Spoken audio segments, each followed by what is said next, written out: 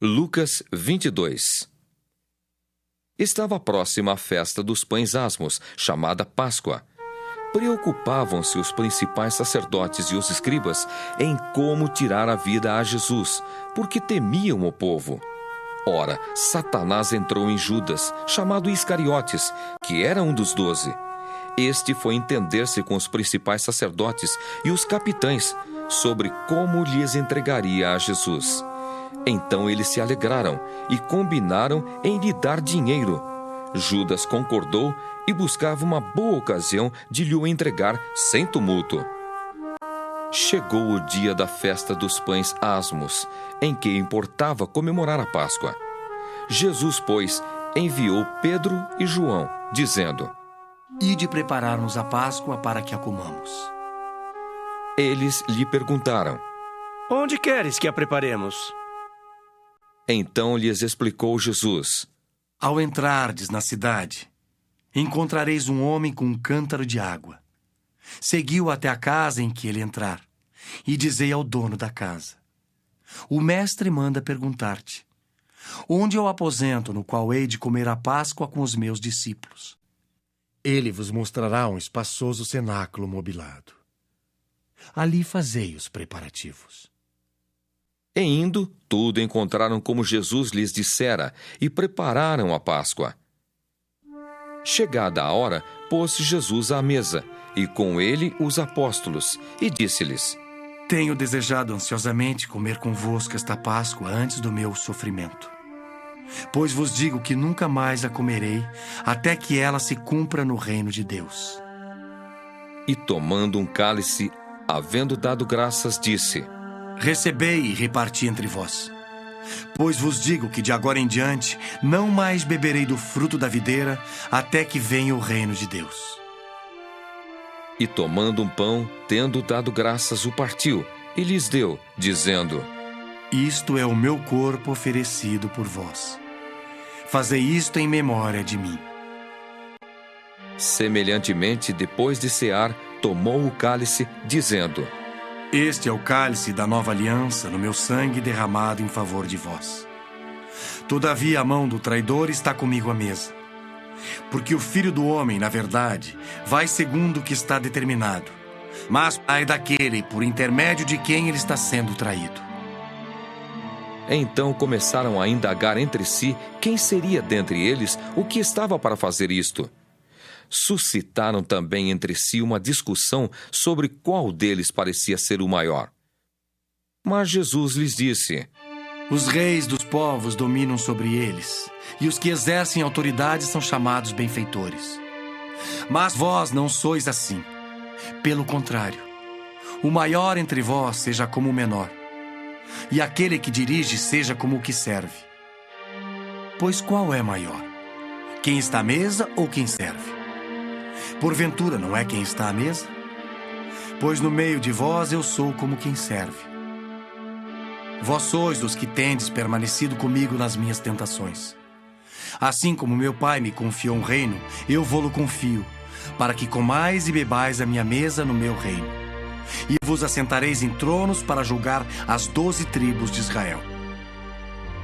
Simão, Simão, eis que Satanás vos reclamou para vos peneirar como trigo. Eu, porém, roguei por ti, para que a tua fé não desfaleça. Tu, pois, quando te converteres, fortalece os teus irmãos. Ele, porém, respondeu: Senhor, estou pronto a ir contigo, tanto para a prisão como para a morte.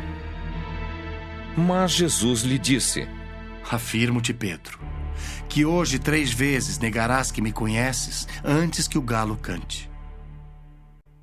A seguir, Jesus lhes perguntou: Quando vos mandei sem bolsa, sem alforje, sem sandálias, faltou-vos porventura alguma coisa?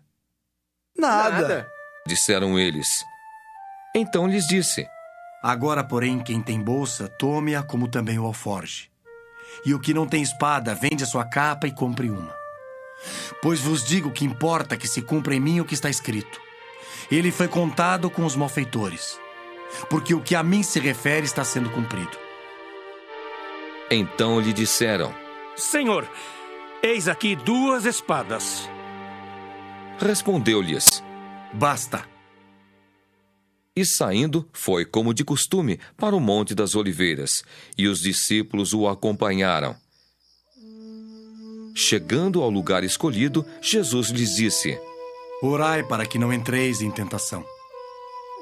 Ele, por sua vez, se afastou cerca de um tiro de pedra e de joelhos orava, dizendo: Pai, se queres, passa de mim este cálice. Contudo, não se faça a minha vontade, sim a tua. Então lhe apareceu um anjo do céu que o confortava, e estando em agonia, orava mais intensamente.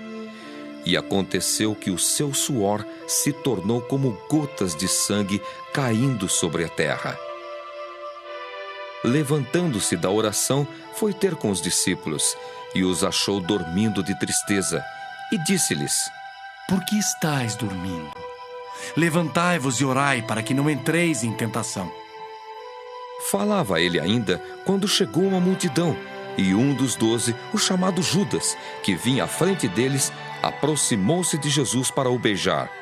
Jesus, porém, lhe disse: Judas, com um beijo traís o Filho do Homem? Os que estavam ao redor dele, vendo o que ia suceder, perguntaram: Senhor, feriremos a espada? Um deles feriu o servo do sumo sacerdote e cortou-lhe a orelha direita. Mas Jesus acudiu, dizendo: Deixai, basta. E tocando-lhe a orelha, o curou. Então, dirigindo-se Jesus aos principais sacerdotes, capitães do templo e anciãos que vieram prendê-lo, disse: Saístes com espadas e porretes como para deter um salteador? Diariamente estando eu convosco no templo, não pusestes as mãos sobre mim. Esta, porém, é a vossa hora e o poder das trevas.